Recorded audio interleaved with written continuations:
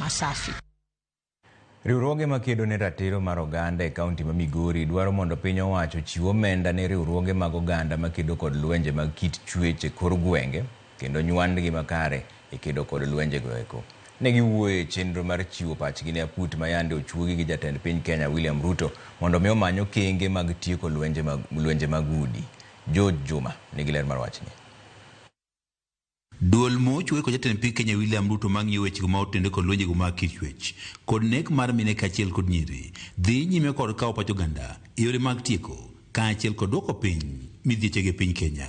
Jokanye duolno ka oteli kod James Mambi ne obedo kod twak kod oganda e kaunti ma Migori kama oganda wuok e migepe mopogore opogore ne ogolo pachgi e yore manyalo duogo piny lwenje go mag kit chwech. Any slight opportunity mawanya yudo go funding wa empower go women mondo they give the position mar negotiate for their power, their spaces and the issues mag societal social weaknesses odok chien. We are calling out the county government of Migori to activate a multi-sectoral and a multi-department process so that we have the youth policy in place, because we believe it would help a lot in addressing some of these issues. Mambi wacho ni nyange mar nyiri en achiel kuom lwenje go mag kit chwech ma pod itiere male kaunti ma Migori ma bende ging'iyo okenge minyalo keti mar tieko. Some of the recommendations that we'll make is how best we can address matters of FGM, because we realize there's a law on FGM,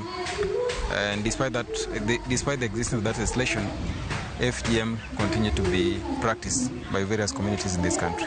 Moko kuom jokanyo rogo mag oganda e kaunti ma Migori wacho ni yom ma osenenore e yo ma pisas mag piny owacho ma oting'o bila luwogo keses mag nek mag mine kaachiel kod nyiri kaachiel kod lwenje go mag kit chwech e kaunti ma Migori osethiro kenge mar kedo kod midhierogi. For a very long time, cases bedo reported. Processes are slow. We don't even know ngama is accountable, ngama inyalo penjo.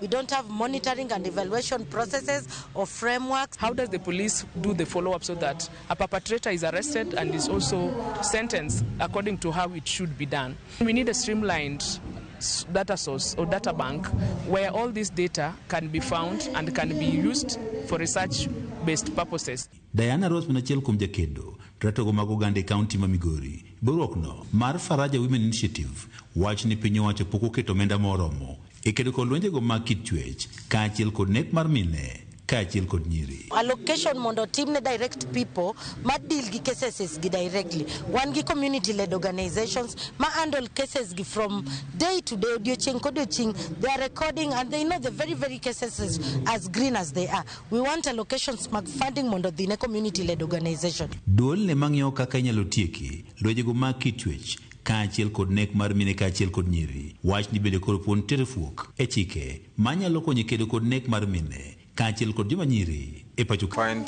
what exactly constitutes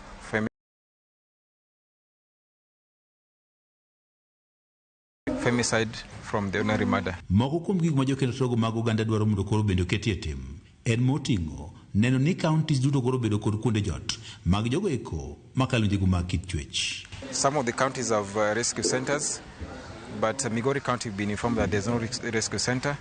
So we will make a recommendation to His Excellency the President so that resources can be channeled to the counties to establish those rescue centers, because it's part of the rehabilitation that the counties need to do. George Juma, Ramogi TV, Migori. Nyalo biro chuno sirikal mondo mi owit oko gowi madirom siling bilion 6 manokaw kod jopiny